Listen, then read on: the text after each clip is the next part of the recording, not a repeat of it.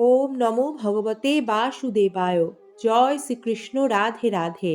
শুভ পৌষ পুত্রদা একাদশী শ্রবণ করুন শ্রী পৌষ পুত্রদা একাদশীর ব্রত কথা। ভবিষ্যত্তর পুরাণে শ্রীকৃষ্ণ যুধিষ্ঠির সংবাদে পৌষ মাসে শুক্লপক্ষিয়া এই পুত্রদা একাদশীর ব্রত মাহাত্ম্য বর্ণিত হয়েছে। এই একাদশীর ব্রত মাহাত্ম্যটি এইরূপ।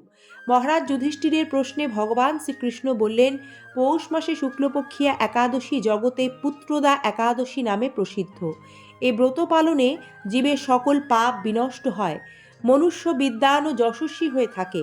এর মাহাত্ম্য বলছি, শ্রবণ করুন। পুরাকালে ভদ্রাবতী নামে এক সুপ্রসিদ্ধ নগরী ছিল। সেখানে সুকেতুমার নামে এক নৃপতি বাস করতেন। শৈব্যা নামে তার এক রানী ছিলেন। রাজা ও রানী নিঃসন্তান অবস্থায় বড় দুঃখে দিন কাটাচ্ছিলেন। এমনকি তাদের তর্পণ জল পিতৃপুরুষের উদ্দেশ্যে উষ্ণবোধ হতো। পিতৃপুরুষগণ ভাবতেন, বংশে কোনো পুত্র সন্তান না থাকায় ভবিষ্যতে আমাদের উদ্দেশ্যে তর্পণ জল দেওয়ার কেউ থাকবে না। পিতৃপুরুষদের এই দুঃখবার্তা রাজা জানতে পেরে আরও শোকাকুল হয়ে পড়লেন। রাজার নিকটতম আত্মীয় স্বজন বন্ধু বান্ধব কারো কথা তার মোটেই পছন্দ হতো না।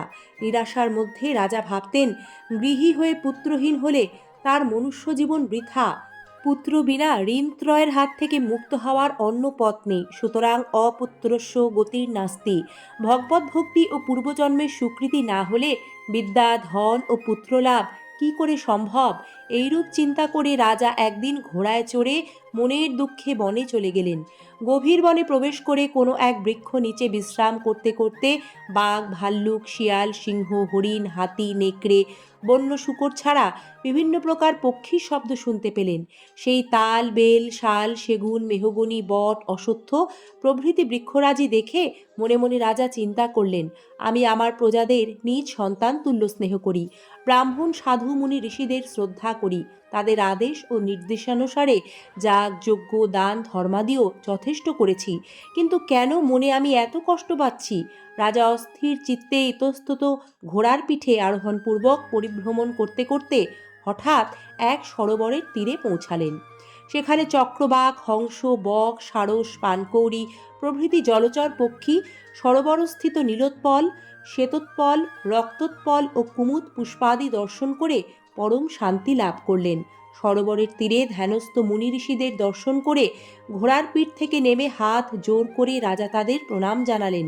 পরে প্রত্যেককেই আলাদাভাবে প্রণাম করলেন। দণ্ডায়মান রাজার অভিবাদনে সকল মুনিগণ সন্তুষ্ট হয়ে আশীর্বাদ করে বললেন, হে রাজন, আপনার কি ইচ্ছা ব্যক্ত করুন। রাজা বললেন, আপনারা কে? এখানে কি করছেন? কোথা থেকে এসেছেন? মুনিবৃন্দ বললেন, আমরা এই বনের বিভিন্ন স্থানে থাকি। আজ পুত্রদা একাদশী। এই সরোবরে স্নান করে কৃত সংকল্প হয়ে উপবাস সহকারে এই ব্রত পালন করছি। এই একাদশী ব্রত পালন করলে অপুত্রকের পুত্র লাভ হয়। রাজা বললেন, আমি পুত্র লাভের জন্য বহু যত্ন করেছি, অদ্যাপিও কোনো পুত্র পাই নাই। তাহলে আমিও এই একাদশী ব্রত পালন করব। সেই দিন তথায় একাদশী ব্রত পালন করে দ্বাদশীর পারণ অন্তে রাজা নিজ গৃহে ফিরলেন। মুনিদের আশীর্বাদে একাদশী ব্রত উদযাপনে অপুত্রক রাজার মহা তেজ সম্পন্ন এক পুত্রের জন্ম হল। পরম সুখে রাজ্য ভোগ করতে লাগলেন রাজা। রাজার পিতৃপুরুষগণও পরম সন্তুষ্ট চিত্তে স্বর্গে নৃত্য করতে লাগলেন। ভগবান শ্রীকৃষ্ণ মহারাজ যুধিষ্ঠিরকে বললেন, হে মহারাজ, এই ব্রত পালনে অপুত্রকের পুত্র হয়, অন্তে ভগবদ্ধাম লাভ ঘটে। স্বর্গে পিতৃপুরুষগণ নৃত্য করতে থাকে। সুতরাং নরমাত্রে এই পুত্রদা একাদশী অবশ্যই পালনীয়। ভগবান শ্রীকৃষ্ণ যুধিষ্ঠির মহারাজকে আরও বললেন, হে মহারাজ, এই ব্রত সকলেরই পালন করা কর্তব্য। মানব কল্যাণ কামনায় আপনার কাছে আমি এই একাদশী ব্রত কথা বর্ণনা করলাম।